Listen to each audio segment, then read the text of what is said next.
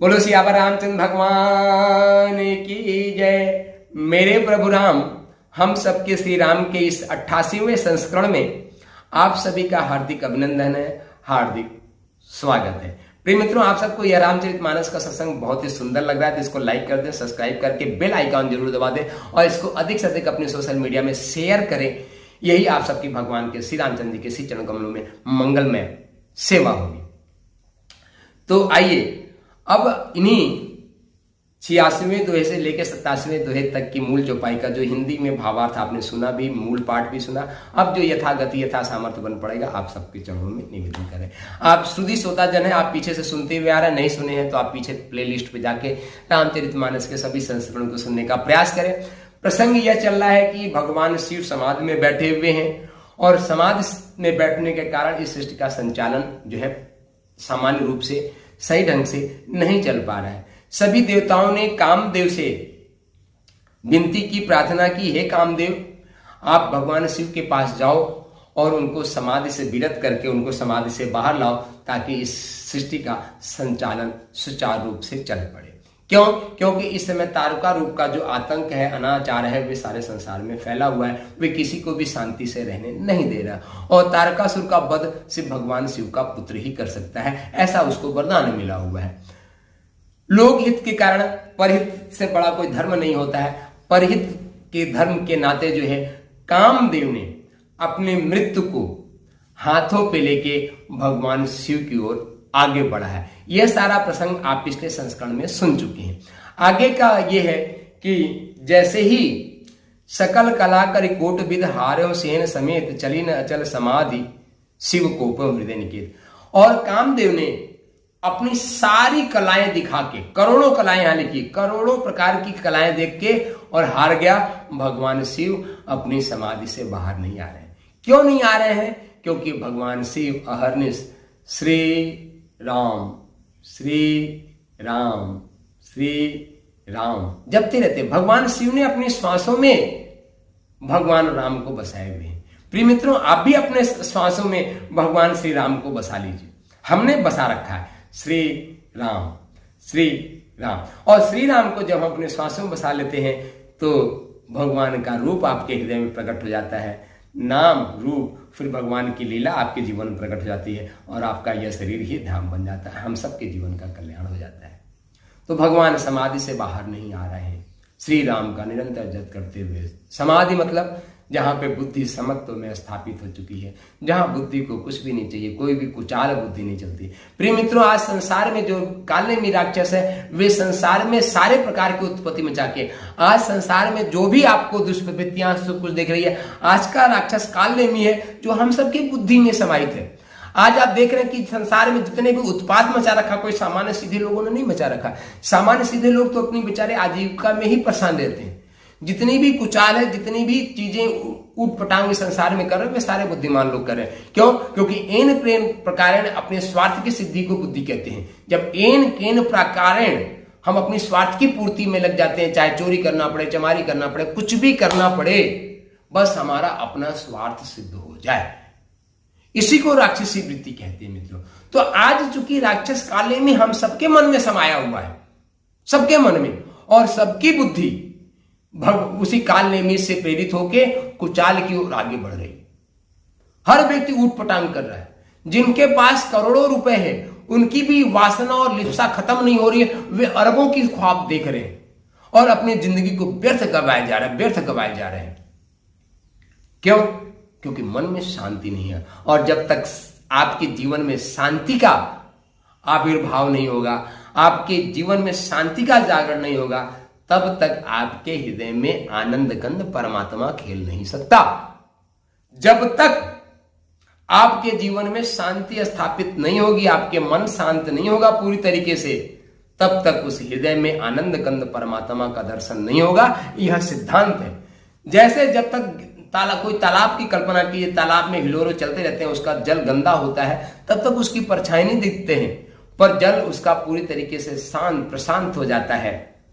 उस जल की सभी गंदगी नीचे बैठ जाती है और उस जल में जाके आप अपने इस स्वरूप को देखते हैं तो सुंदर स्वरूप आपको दिख पाता है। क्योंकि परमात्मा बाहर तो है ही है, मूर्तियों में परमात्मा तो है ही है, पर आनंद कंद परमात्मा तो आपके हृदय में ही खेल रहा है ना। हम सबके हृदय में परमात्मा बैठा हुआ है। एक बार आंखें बंद करके भगवान श्री राम का नाम का आश्रय लेके उस श्री राम को, उस परमात्मा आनंद कंद परमात्मा को अपने हृदय में देखने का तो प्रयास करें, वह निश्चित दिखेगा, है ना। तो उसी आनंद कंद परमात्मा की, भगवान श्री राम की ध्यान करते हुए भगवान शिव में समाधि में बैठे हैं। वे कामदेव ने करोड़ों कलाएं करके दिखा लिया, पर भगवान शिव उससे विरत नहीं हो रहे। भगवान शिव समाधि में बैठे हुए। और मित्रों, बताया कि जब आपके हृदय में, आपके मन में काम वासना होगी तो काम की अगली परिणति क्रोध से होती है, और क्रोध की अगली परिणति विनाश से होती है।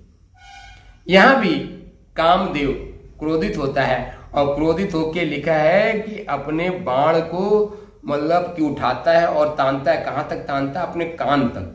अतरिस ताकि श्रवण लगी ताने, श्रवण कान तक। इसके बड़े सूक्ष्म विज्ञान है मित्रों, समय की मर्यादा है, और पूरे बाण को तानता है, यहीं तक तान सकते हैं। और 5 बाण को भगवान शिव के ऊपर छोड़ देता है। 5 बाण, अन्नमय कोश के लिए, प्राणमय कोश के लिए, मनोमय कोश के लिए, विज्ञानमय कोश के लिए और आनंदमय कोश के लिए।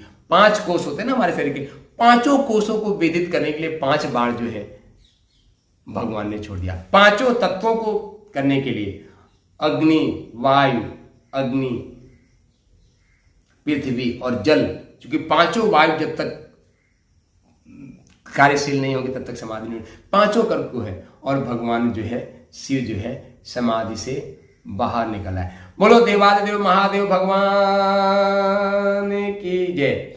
और जैसे ही भगवान शिव समाधि से बाहर आते हैं, अपने नयनों को खोल के इधर उधर देखते हैं, और देखने में जो है, और आम की डाल पे कामदेव कहां छिपा हुआ? आम की वृक्ष के, आम की डाल के वृक्ष के छिप के उसने जो है भगवान के ऊपर बाण छोड़ा था। 5 बाण क्यों छोड़ा था मैंने बता दिया। 5 कोशों को, 5 तत्वों को प्रभावित करने के लिए उसने छोड़ रखा था। और जैसे ही भगवान समाधि से आए, उनको ध्यान से भंग किया गया। इसीलिए किसी भी योगी मुनि को जब वो ध्यान में बैठे हो, कोई व्यक्ति ध्यान में बैठा हो, तो ध्यान से उसको विरत नहीं करना चाहिए। उससे उसके मन में क्रोध, क्षोभ का उत्पन्न होता है। कहीं व्यक्ति कोई भी ध्यान में बैठा हुआ है, कोई व्यक्ति मंदिर में दर्शन करने हुआ है, यह भी सामाजिक मर्यादा, तो उसको हमको भंग नहीं करना चाहिए, उसको अपने मस्ती में डूबे रहने देना चाहिए। और ऋषियों, मुनियों, साधु संतों को तो विशेष रूप से। पर आज क्या है कि साधु संतों को भी लोग अपने स्वार्थ के कारण से उनके ध्यान को भंग कर देते हैं। तो भगवान शिव ने अपने नयनों को खोला है, क्रोध से जो है एकदम पारावार हो गए हैं। और जैसे ही क्रोध से भगवान शिव ने देखा है, तो अपने तीसरे नेत्र आज्ञा चक्र को खोला है, और आज्ञा चक्र को खोलते ही कामदेव भस्म हो गया।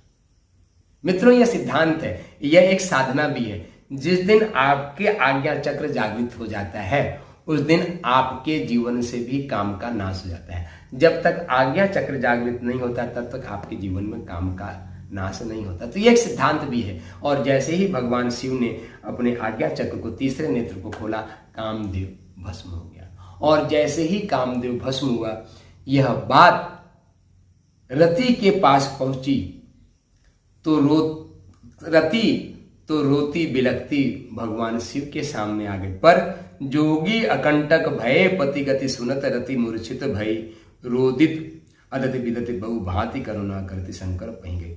पर जोगी क्या था?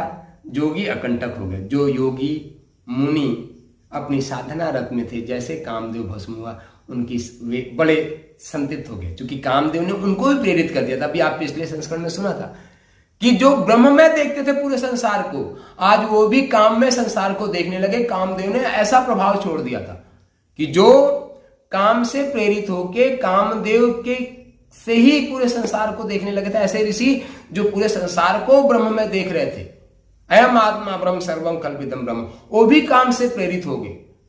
पर जैसे ही कामदेव भस्म हुआ, तो वह जोगी अकंटक हो गया, अर्थात उनके जीवन का कांटा, उनके रास्ते का कांटा खत्म हो गया। पर रति जो कामदेव की पत्नी थी, वो रोती बिलखती, चूंकि उसके पति का शरीर पूरा हो गया, भस्म कर दिया भगवान शिव ने अपने तीसरी नेत्र खोल के, वह पहुंचती है और भगवान शिव तो कृपालु है ही है, करुणा निधान तो ही है, अत्यंत प्रेम के साथ अनेक प्रकार से विनती करके हाथ जोड़ दे। शीघ्र प्रसन्न होने वाले कृपालु भगवान शिव जी प्रसन्न होते हैं और प्रसन्न होकर क्या कहते हैं, अब ते रति तव नाथ कर हुई है नाम अनंग, बिनु बपु व्याप ही सब ही पुन सुनो निज मिलन प्रसंग। हे रति तुम दुखी मत हो, अब से तुम्हारे पति जो है वे अनंग नाम से जानेंगे, अर्थात जिसका नाम नहीं होगा, वे हवा में ब्रह्मांड में व्याप्त होंगे और उनसे तुम्हारा मिलन भी होगा, इसलिए तुम चिंता मत करो। अब बिना शरीर के सबको व्यापेंगे, अब तुम अपने पति से मिलने की बात सुनो। अब यहाँ पे प्रभु रति अपने पति से कैसे मिलेगी, यह हम अगले संस्करण में आपको बताएंगे। प्रिय मित्रों, इस संस्करण की अपनी मर्यादा है कि हम एक दोहे से लेके एक दोहे के बीच की सभी चौपाइयों को लेते हैं। सबसे पहले मूल पाठ करते हैं, फिर उसका हिंदी में भावार्थ चौपाई सहित बताते हैं, फिर यथागति यथा सामर्थ्य हम इसकी व्याख्या करते हैं। आप सबको यह रामचरितमानस का सत्संग बहुत ही सुंदर लग रहा है तो आप इसको लाइक करें, सब्सक्राइब करें, बेल आइकॉन जरूर दबा दें ताकि प्रतिदिन इसका नोटिफिकेशन आपको मिलता रहे, और इसको अधिक से अधिक अपने सोशल मीडिया पे शेयर करें। यही आप सबकी सेवा भगवान श्री रामचंद्र जी के श्री चरण कमलों में होगी। मित्रों, सत्संग को लोगों तक पहुंचाना, सत्संग सुनने के लिए लोगों को प्रेरणा देना, ये भी एक बहुत बड़ा धर्म होता है। जब हम नकारात्मक चीजों की तो बहुत प्रशंसा करते हैं, पर हम सकारात्मक चीजों की प्रशंसा नहीं करते हैं। तो आप सबसे निवेदन है कि इस सत्संग को भी लोगों तक पहुंचाने का प्रयास करें। आपको यह सत्संग बहुत ही सुंदर लग रहा है तो आप इसको लोगों तक पहुंचाएं, है ना। अपने पुण्य के भागी बने, और जब आपके जीवन में पुण्य आएगा तो आपके जीवन में समृद्धि जरूर आएगी, क्योंकि पुण्य से ही हमारे जीवन में सुख शांति और ऐश्वर्य की वर्षा होती है, आनंद की वर्षा होती है। तो आप सबके हृदय में बैठे हुए परमात्मा को नमन बंदन करते हुए आप सभी का आह्वान है, आइए उठो धरा के वीर सपूतो, धरती स्वर्ग बनाना है। उठो धरा के वीर सपूतो, धरती स्वर्ग बनाना है। शक्ति शंभु जय सिया राम, शक्ति शंभु जय सिया राम। आइए कुछ पल हम लोग संकीर्तन करते हैं। श्री राम जय जय राम, श्री राम जय जय राम, श्री राम जय जय राम, श्री राम जय जय राम, श्री राम जय जय राम, श्री राम जय जय राम, श्री राम जय जय राम, श्री राम जय जय राम, श्री राम जय जय राम, श्री राम जय जय राम, श्री राम जय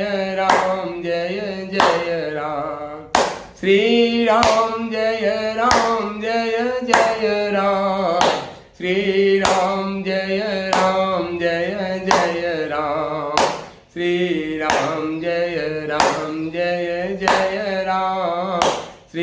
राम जय जय राम। बोलो जय रामचंद्र भगवान की जय जय श्री राम।